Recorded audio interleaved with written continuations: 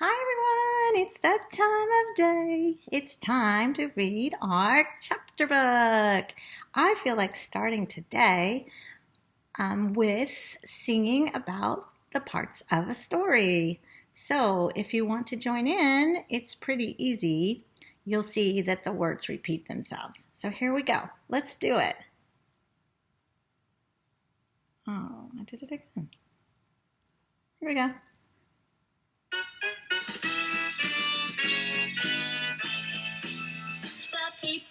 The people are the characters, the characters. The people are the characters, the characters. The people are the characters, or even dogs or cats or birds.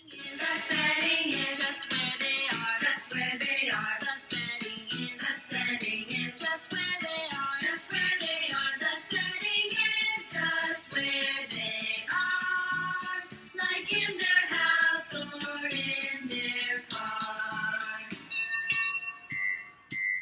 The beginning is what happened first. What happened first? The beginning is what happened first. What happened first? The beginning is what happened first. Like once upon a time there were. The middle part, the problem start. The problem start. The middle part, the problem start. The problem start. The middle part, the problem start. Like when the fishy saw the shark. The end. Just take a look at the last page, and close the book, The end. Just take a look at the last page and close the book. That was fun. Okay, let's get moving on our reading. Zoey and Sassafras, Dragons and Marshmallows. We know that at the very beginning of our story, we met the characters. We met Zoey and Sassafras. We met the mom. And the setting of our story is at Zoey's house and in her yard and in the barn. Yes. And we know what happened first in this story is that Zoey showed us what she likes to do. She likes to play outside with bugs.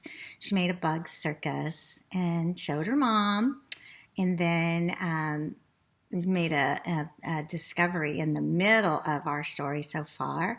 She discovered that she could see the things that her mom could see when her mom was a little girl. She could see glowing magical animals in pictures. Now we know that her mom was packing up to go on a trip.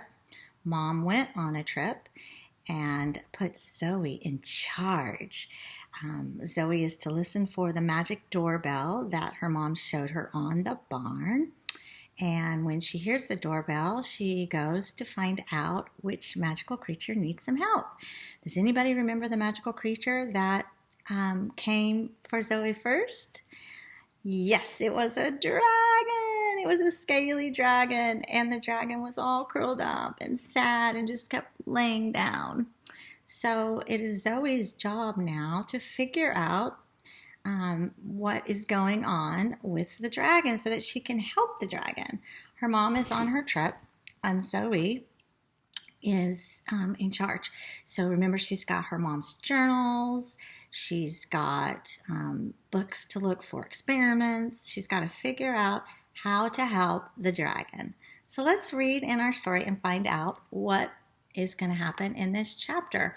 We left it with the doorbell ringing in the barn and the dragon being there asking for help. So let's see where we are. Zoey and Sassafras, front cover. Dragons and Marshmallows, written by Asia Citro. illustrated by Marion Lindsay. And there's Zoey, there's Sassafras.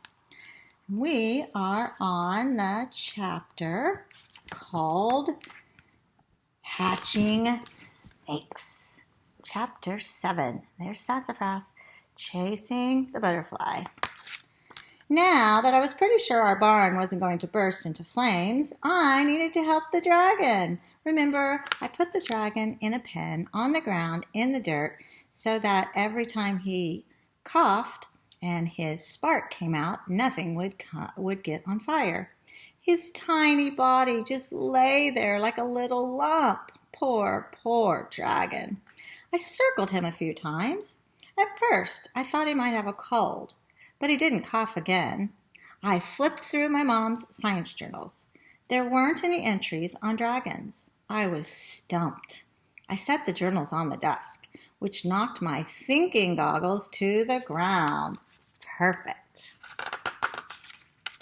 I dusted them off and popped them onto my head because I think best with my thinking goggles. I could feel a memory tickling my brain right away. Something that had happened last summer. Something with the forest. That was it. So here's Zoey. She put on her thinking goggles. She didn't have them on. She accidentally bumped them and they fell to the ground. And that made her think, hey, I'm missing something. That might give her some inspiration. Last summer, Mom and I were on a walk. Sassafras, who never missed a good hike, stopped in his tracks by a pile of rocks. He wouldn't budge. Mom knelt down to see what was so captivating. Zoey, do you see the little head peeking out of that egg? These snake eggs are hatching. Let's watch. Each little snake head pushed and pushed until, boom, its egg burst open and a baby snake slithered out. Well, that Sassafras sure can find good picture or good discoveries. See the snake popping out? There it is. Most of them barely rested before skittering off into the forest. Wow. When we are first born, we certainly don't skitter off. We watched until only one egg was left. The little snake inside was having a really tough time. Once he popped out, he lay there without moving. He was so much smaller than his brothers and sisters. What's wrong with him? I looked around. Where is their mother? Why isn't the mother helping them? Snakes aren't mammals like us, my mom said. They are reptiles. They have scales, and the mother snake laid eggs. Remember how reptiles rarely take care of their babies? I did remember reading that at some point, but now that I was seeing it in person, it made me sad. It felt so cruel. But they're so tiny. They can't take care of themselves. How will they know what to do? Well, my mom said, even though they're small, they're born ready to take care of themselves. They know how to hunt to feed themselves and how to hide to keep themselves safe. Reptiles are truly amazing. I looked down at the tiny, weak snake. Well, what will happen to this one? He's so small, I frowned. He seems sick. When animals have a lot of babies at once, sometimes there are a few that aren't as big or as strong as the rest. Some people call them runts. I'm sorry to say it, but usually they might not survive. A tear rolled down my cheek. Staring down at that tiny little snake and thinking of him dying was just too sad. Mom gave my shoulder a squeeze. Why don't we give this snake a little help? We could find his first meal nice and easy. It might give him a boost. Many baby snakes like to eat worms. Before my mom could finish, I'll read that sentence again. Let's look at the picture. Here's the tiny little snake, the last one born. The mom said it was called a runt. And it doesn't look like it's very ready to move, does it? Before my mom could finish her sentence, I was furiously digging. I am a champion worm finder. Within a minute, I found a good-sized worm. I felt a little bad because I really kind of love worms, but I handed him over to the baby snake. Mom gently wiggled the worm in front of the baby snake, and he perked up. He swallowed the worm in one big gulp. Sassafras yelped as the little snake came to life and bolted into the bushes. I patted my thinking goggles. That was it. Maybe this baby dragon was the runt of his litter. Maybe he was hungry. I'd solved it. All I had to do was to get him some... What do dragons eat? Oh no. There we go. There's the problem. Our problem in this story is, well, first, the problem was she doesn't know what to do with the dragon. Next, she did some thinking. She made a connection to her past experiences, which we do as readers all of the time. She remembered about the story about the little snake. She learned about runts. She also learned that perhaps the runt is the dragon is the runt of his family. Maybe he was the last baby born. And now she must figure out what to feed maybe this dragon runt. So she's so excited, and guess what? Then she thinks again, oh no, what does a dragon eat? What do you think a dragon eats? I have no idea. We read that silly story about the dragon that kept trying to blow things or blow out his flame, but he wasn't able to blow flames for a while. And that was perfectly fine with that dragon. But I don't think we learned in that story what a dragon eats. I'm going to have to put on my thinking cap. I have no idea what a dragon eats. Maybe a dragon likes insects. Maybe a dragon likes reptiles. Ew, no, I don't like that one. Maybe a dragon likes birds. Oh, I don't know how we're gonna catch a bird. Well, I'll tell you what, I'm going to be doing some serious thinking about what in the world this dragon might want to eat. That's going to be what I'm thinking about until the next time we read again. And I'm sure in the next chapter, maybe we will discover what it is that she decides to feed the dragon. Chapter 8 is going to be titled The Food Experiment. So Zoey's going to put her science brain to work. She's going to do some type of a food experience. Probably a food experiment to see what the dragon might like. That would be pretty tricky to figure that one out. I cannot wait until Zoey performs her experiment. And I can't wait until she figures out what it is that the dragon might want to eat to give the dragon some energy. And she can solve the problem. I think her mom's coming home soon. And I bet Zoey would like to take care of this dragon before her mother comes home. All right.